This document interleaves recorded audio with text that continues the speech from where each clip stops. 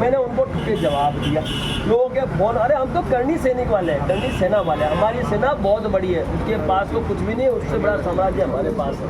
हमने लोगों के फ़ोन बंद करवाए, उसके पश्चात हमने प्रहार बंद नहीं किए।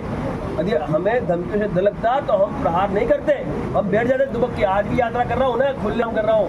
मैंने नकद पुरस्कार की घोषणा की ना, एनकाउंटर की घोषणा की, कैदी द्वारा भी मारने पे मैंने घोषणा की है, ये ना घोषणा, तो फिर गैंग की भी घोषणा की है ना, खुला। मेरे को किसी के बाप का डर नहीं है, मैं डरता हूँ देव का देव महादेव से डरता हूँ, वो लाया वही ले जाएगा।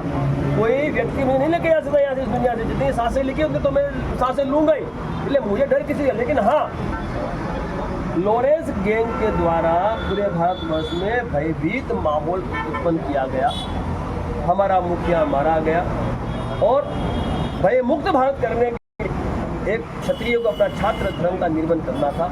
इसीलिए क्षत्रिय करणी सेना ने मैदान में उसके सामने अपना आक्रमण शुरू किया। उसने मेरी सुपारी दी, उसके बाद भी मैंने उस पर हमला किया है। डर नहीं कहते इसको।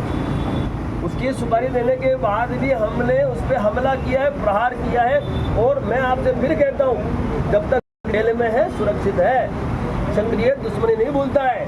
मुखिया मारा है, मुखिया ले लेंगे और गैंग का भी खात्मा करेंगे। हम तो कहते हैं केंद्र सरकार क्यों संरक्षित करती है ऐसे आतंकवादियों का, क्या आवश्यकता, उसका तो खात्मा करो, उसको खत्म करो, उसको ठोक दो, क्योंकि देश सुरक्षित होना चाहिए, देश की जनता भय मुक्त होनी चाहिए। और उसके लिए ये क्षत्रिय अपना छात्र धर्म निभा रहा है, और जिस दिन सामने आ गया सब ठोकने की ताकत है।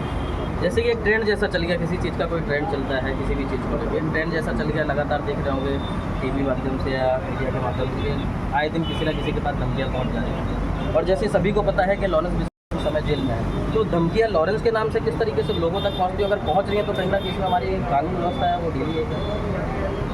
साहब, ये दुर्भाग्य की बात है कि एक व्यक्ति जिसपे हत्याओं के गुने, हत्याओं का अपराधी, जो रंगदारी, खंडनी और फिरौती का अपराधी है, जिसने ड्रग्स का व्यापार किया उसका अपराधी है, ऐसा व्यक्ति जेल में रहते हुए कैसे गैंग चला सकता है?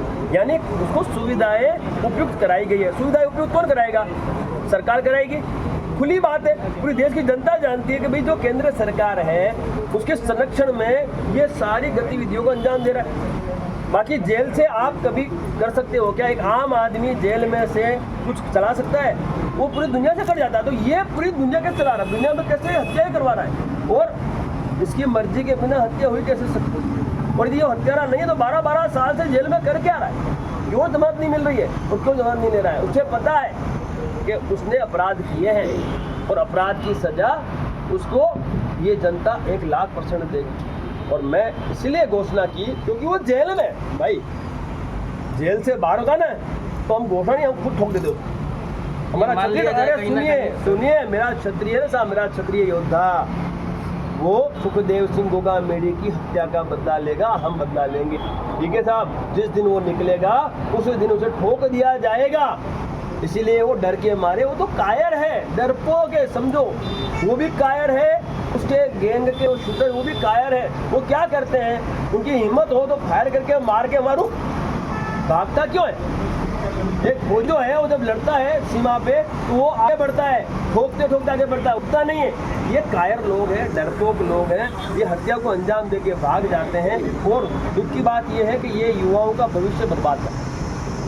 ऐसे आतंकवादियों को खत्म करना चाहिए सरकार को, इनकी गैंगों को, क्योंकि आतंकवादी गैंगे जिन्होंने व्यापारियों से खंडनी के लिए मांग कर रखी है, नहीं देने पे उनको गोलियों से भून देते हैं। तो ऐसी घटनाओं को रोकने के लिए हमें मैदान में उतरना पड़ेगा, इनका विरोध करना पड़ेगा। मैं आपके माध्यम से देश की जनता से कहना चाहता हूँ, वो समय दूर नहीं है। यदि आपने विरोध नहीं किया तो वो समय दूर नहीं है जब आपको प्रोटेक्शन मनी देनी पड़ेगी, इनको अपनी सुरक्षा के लिए इनको पैसा देना पड़ेगा, नहीं तो आपको जीने नहीं देंगे। तो ये मान लिया जाए कहीं ना कहीं कि शासन प्रशासन या न्याय प्रणाली कहीं ना कहीं दो तरफा है। गरीब अगर कोई ऐसा है तो उसको अलग तरीके से देखा जाता, कोई अगर गुंडा है या बड़ा आदमी तो उसको अलग तरीके से देखा जाता।